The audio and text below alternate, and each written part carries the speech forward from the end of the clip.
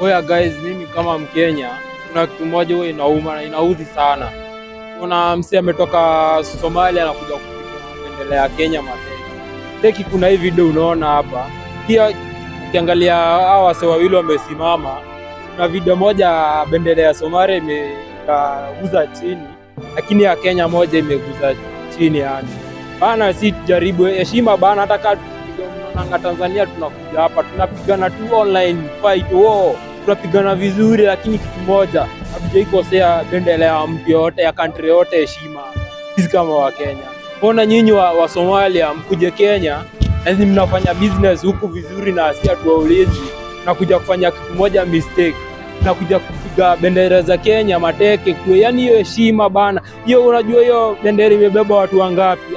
Around 50 million people, and wewe unakuja kupiga mateke. Mimi nasikia vibaya kama Mkenya kuona bendera ya Kenya ikipigwa mateke. Mimi naumia cause I know my grandpa alipigania bendera. Huyu ni Jomo Kenyatta, huyo ni Moi, huyu ni Uhuru, bado Kibaki alikuwa bado alisimamia hiyo bendera. Lakini wewe mtu wa kutoka Somalia unakuja kupiga bendera ya Kenya mateke. Hiyo bado inauma kama Mkenya. Hiyo kitu ni mbaya.